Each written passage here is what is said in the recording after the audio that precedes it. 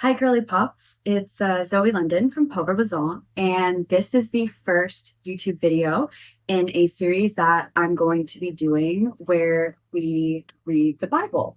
Um, I thought about this for a while because I was thinking about, how could I make a difference in terms of, the content that I make. I've been wanting to make YouTube videos, and obviously I'm super duper inspired by Persephone's Mind and the Wizard Liz. And they're incredible, right? I wouldn't be where I am with my girl blog if it wasn't for the amazing girly advice that they've given me, like in general. But I didn't want to just do the exact same thing that they're doing because I feel like, in terms of the advice that they give, um, I don't think I'd be able to say it better than the way that they do, right? So I was thinking about it and I wanted to put my own spin on what I'm doing. I'm very big on sort of turning everything into art projects. Like my background is in branding and marketing, excuse me. And I am in engineering, but I've always really, really loved art. Um, and I've been wanting to do a project that is really similar and super inspired by Andy Warhol's Marilyn diptychs. I think that would be super duper cool. And I've always wanted to approach it from that sort of actual passive versus active female voice standpoint. Um, and I've been trying to figure out a way to sort of make something cool and pop arty like that incorporated, obviously using an active voice, because I'm the artist doing it, right? But at the same time, I still wanted to incorporate that element of passivity. Also, my little set design, I think it's super duper fun. I've been really inspired. Jacques Moose did some incredible short form video content for their fall winter. I think it was for their resort collection, with Alice Kansani in it last winter. Oh my God, it was so good. I was obsessed with the videos. And yeah, I noticed that some of the couture labels like Jacquemus and Hermes as well have just been knocking it out of the park with short form video content. And I was like, how can I make this as fun as possible?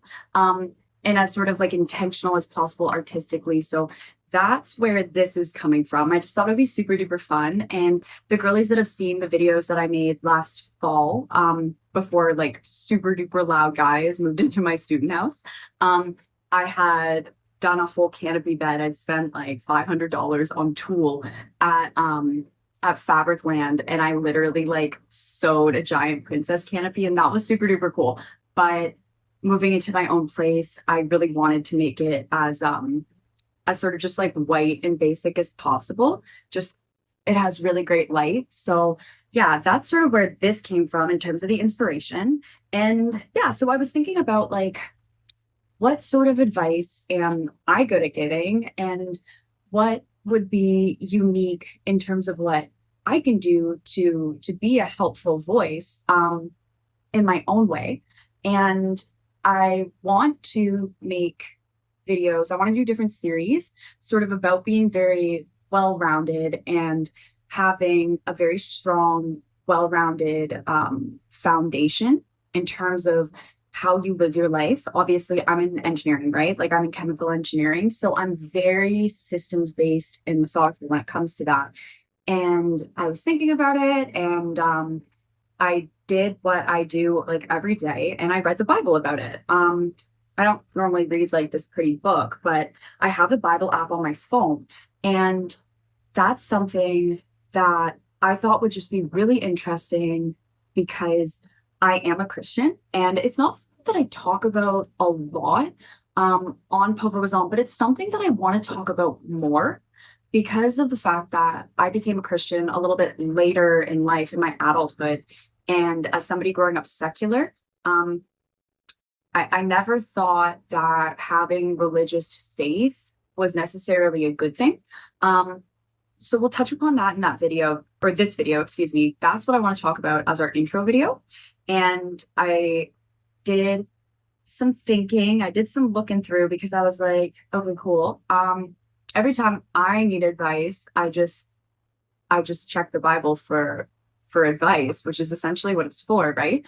And it's never led me astray. In the few years that I've been a Christian, my life has like completely changed, not just because of, some religious divine intervention way. We'll talk about that though as well. But in terms of having like a really good moral guide that's like, do this, don't do that. If you do this, you'll be fine. If you don't do this, it'll probably not end up so hot. You know what I mean? So I wanted to start with the book of Proverbs. Basically, the Bible, it's divided into like a bunch of different books. The New Testament it's purely Christian. So the Bible is composed of the Old Testament and the New Testament. And the Old Testament is the same as the Torah in Judaism, where Judaism and Christianity verge is Christians believe that Jesus Christ was the Son of God and that he was the Messiah. And Jews don't believe that. So the New Testament is sort of post Jesus, and it is basically a bunch of different little books that were compiled by different people, different scholars, different Christians, over like hundreds of years after Jesus died, like thousands even. And then same with the Old Testament, where it's kind of like it's a bunch of different short stories. Some of them are more almost like historical oral records or like written records of things that happened. Some of them are very cut and dry in terms of like, do this, not that, which is why we're going to start with the book of Proverbs. The book of Proverbs is the most, in my opinion, cut and dry, just like, if you do this, this will happen. Don't do this because it's not a smart choice. You know what I mean? It reminds me a lot of The Art of War. If you've read The Art of War, you probably opened it up. I remember when I read it, at first I was like, what is this? A bunch of haikus. And The Art of War, it's basically just divided into some phrases, like a bunch. The whole book is just that. It's very straightforward. And that's what the book of Proverbs is most like. So I thought that that would be the best place to start. I also think that in terms of reading the Bible in general, I think now it's more important than ever and more relevant than ever to be able to know what's in the Bible. There's a lot of misrepresentation and misuse of what is in the Bible as means of oppression right now from a lot of different political figures in Western world cultures. And that's something that has been a thing for quite a while. That's actually originally why I was never like I had no interest in being a Christian. What I'd really heard about Christianity as an organized religion is that was mostly in the context of how it had been used as a weapon of oppression and a tool of oppression by people in positions of power, right? Like I'm Canadian, so a very, very big stain on Canadian history is residential schools. If you're not Canadian, you wouldn't know, but there was a lot of like really horrific treatment towards Indigenous peoples of Canada where they were forced to convert to Christianity. Kids were taken from their parents and they were forced into these residential schools where just massive abuses of power happened. Kids were murdered, kids were horrifically abused. It was really like unacceptable. So there's that. Also, if you're not aware of the Gutenberg printing press, which I think was the 1600s that it came out, before the printing press was invented, where you could basically copy and paste books, like if you squish them, you made it, and then you can make multiple copies. Way less people knew how to read. So in Europe, especially, there were a lot of instances where, priests and representatives of the church, they would be like, oh, well, you have to give me 80% of your income, it's in the Bible, it's somewhere in the back, right? And the invention of the printing press was a really big deal in large part because lots of people way beyond just priests had actual access to the Bible. So nowadays, especially in the States, a lot of very right-wing political parties, political figures, they often end up, you know, doing the same thing as priests did before the printing press, where they're like, well, the Bible says that I can do this and that women shouldn't have rights and blah, blah, blah, blah, blah. It's somewhere in the back. Or they just like completely pick apart stuff and they just pick and choose what fits their narrative the best, right? And it's almost like because of the internet and because of social media, we exist in this age where there is such an excess of information, opinion, misinformation that it's almost like we've gone full circle to before the printing press, where there's so much accessible information that a lot of people just believe what they see because there's that thought process that's like, well, obviously, if they were wrong, they would get caught, right? Because the actual information is online. So they just don't even bother looking, or there's so much misinformation, you know, this concept of opinions as fact, stuff like that. And when I became a Christian, I was basically like rescued by a Quaker family in Nova Scotia after my COVID hyperpop breakdown. It was so eye-opening because I started reading the Bible, and what was in it was like nothing like what I thought was in it. It's really, really remarkable how not authoritarian and frankly anti-establishment, very anti-abuse of power, very pro, in my opinion. I think a lot of this is quite pro women as well. Yeah, it's really, really, it was really mind blowing to me how much was just not at all, absolutely not at all what I thought was going to be in it.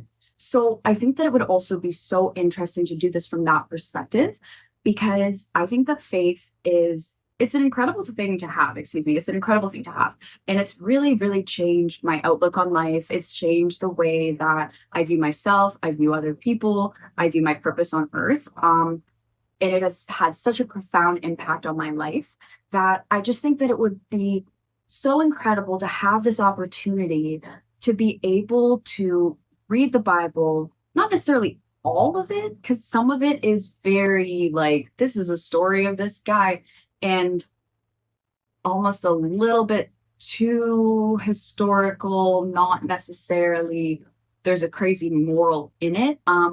But I'll check, and I think we'll go through everything that is important, and anything that I choose not to read, I'll let you guys know. But yeah, I think that now more than ever, it's the perfect time to be able to have an opportunity for discussion about religion as means of liberation, not as means of oppression. So yeah, I think it's going to be a really cool project, and we're going to start with Proverbs. So most of the book of Proverbs is pretty like one phrase, and that gives you everything you need. So the beginning kind of explains what Proverbs are, so it's a little bit more long-winded, but the way I'm going to structure this is I'm going to do either like, you know, the set of phrases that is one cohesive thing, or I'm going to do one phrase, and then we're going to talk about that as the basis of just that sort of self-improvement, self-actualization, good advice. So yeah, it's basically going to be like Bible study. And yeah, the beginning might seem like it's a little bit longer. The first few episodes, I guess, the first few YouTube videos in this series, but like, I'm going to see if I can find, because there's a couple, like when you get, here we go.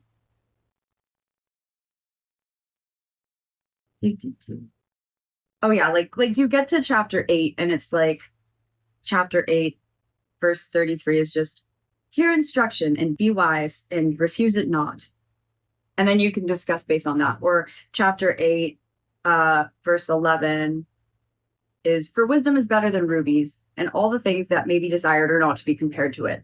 There's a couple things on there. 10 and 11 are just one thing.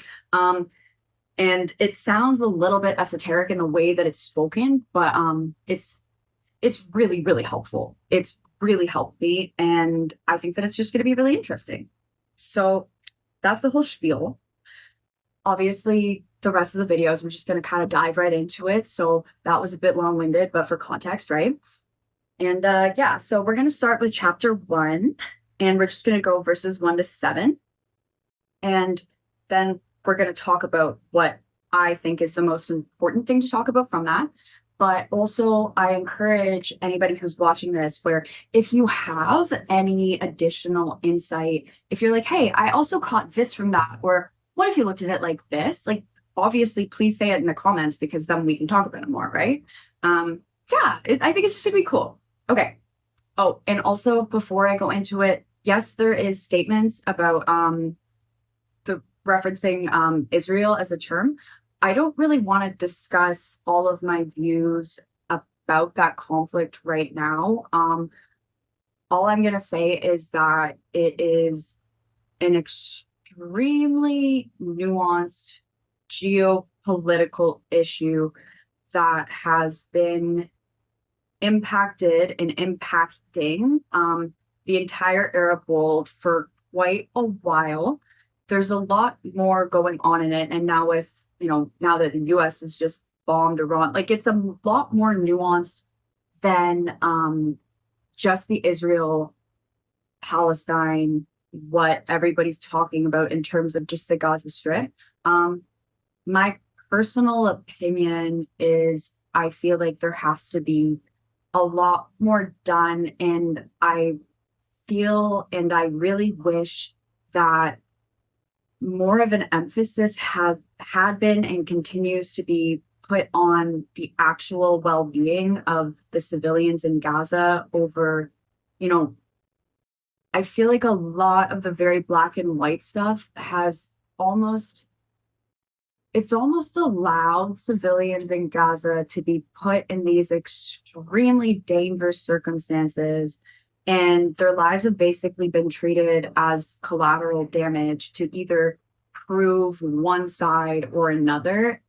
But I feel like that has been, like, I feel like pretty much every single convention of war, like on all sides, and including a lot of other countries, like all of the, like a whole international community, I feel like that's kind of been put aside, because in pretty much any other modern war context in which human rights are not violated, everybody prioritizes making sure that, like, the civilians are safe first and then goes into the war. So personally, I have a lot of Muslim friends, I have a lot of Jewish friends, some of my family is Israeli. One of my, like, ex things was following around the Kurdish women's rebel group in Syria, and like for a project. So I have a bit more of an understanding of the whole shebang.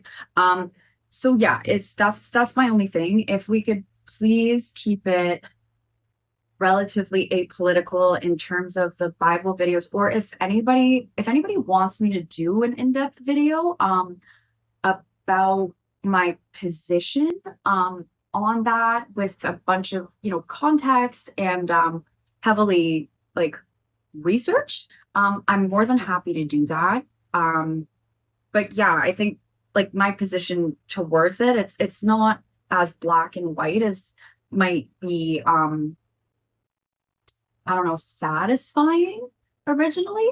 But it's very much, it's just relatively logical. And I truly do feel like the civilians in Gaza are just being treated as almost like their deaths are a form of entertainment and a form of creating either positive or negative bias. And I think that in and of itself is extremely fucked up. That's how I feel fundamentally about that. So if you guys want me to make a video, if anybody wants me to make a video, totally can. I don't really want to speak more about it. in terms of the Bible study, because it would just kind of veer it a lot. And this video is already really long because it's like the context video. So yeah, cool. Thank you so much. I really appreciate, I really appreciate everybody watching this, just having that sort of, basic like respect and stuff like that. And again, if you guys want me to talk about it, I totally can. It requires so much more context. It would probably be like almost an hour long. It's a whole thing. Anyway, okay, cool. Let's talk about the book of Proverbs now. So chapter 1, we're going to do verses 1-7, which is just basically the intro. So the Proverbs of Solomon, the son of David, king of Israel, to know wisdom and instruction, to perceive the words of understanding, to receive the instruction of wisdom, justice and judgment and equity, to give subtlety to the simple, to the young man knowledge and discretion. A wise man will hear and will increase learning, and a man of understanding shall attain unto wise counsels. To understand a proverb and the interpretation, the words of the wise and their dark sayings. The fear of the Lord is the beginning of knowledge, but fools despise wisdom and instruction.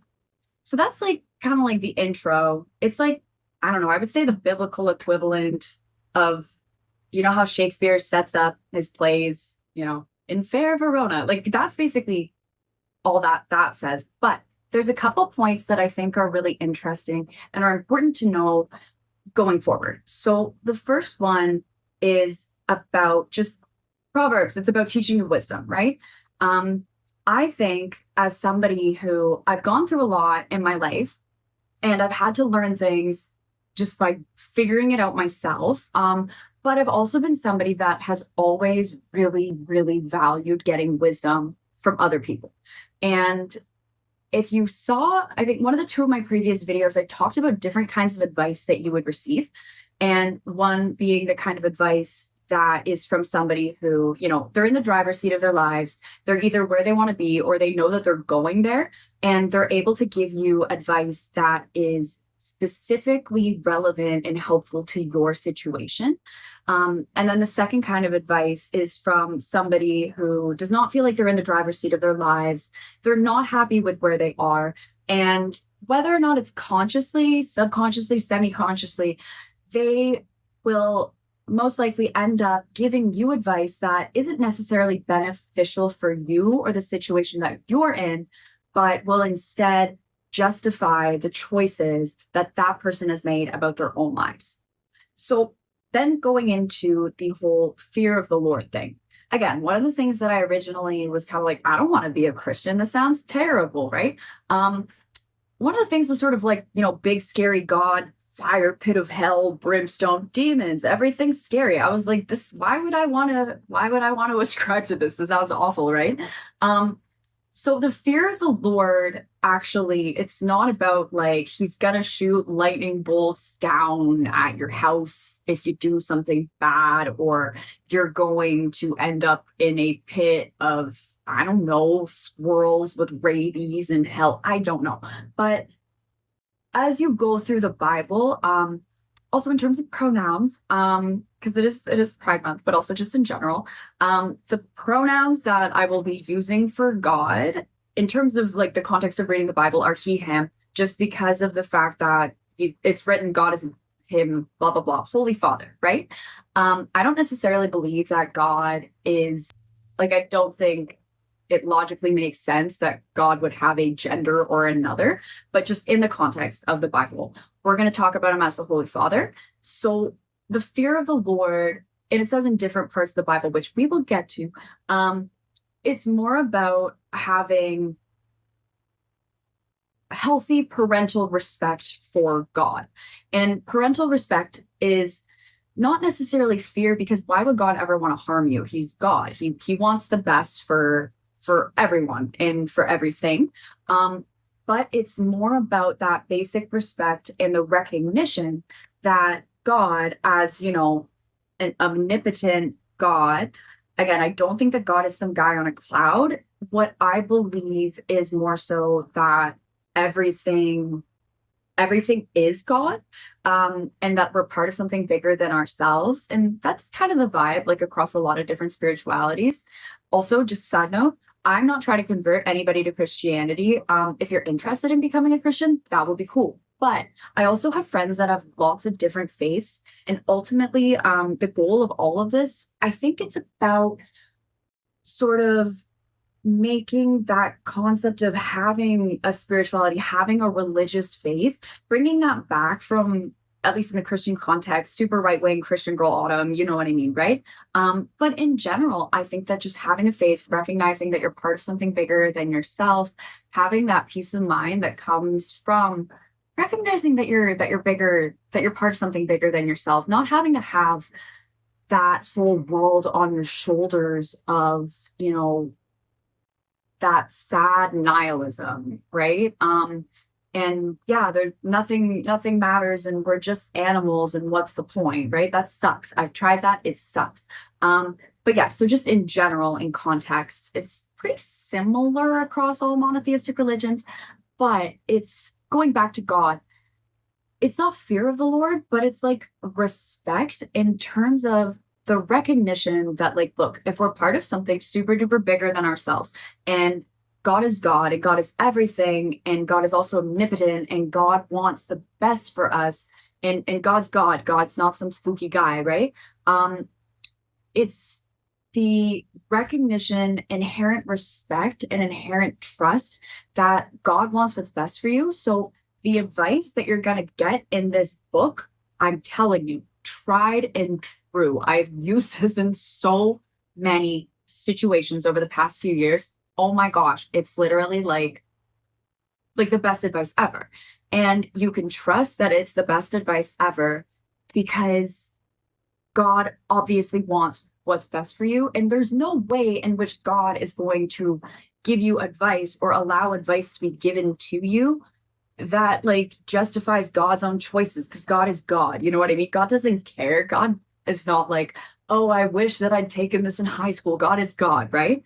So ultimately, going forward, we'll touch on like the spirituality aspects of it as well, because obviously that's a very big and important part of faith and what I love with my faith. But to start, it's like going back to that concept of advice.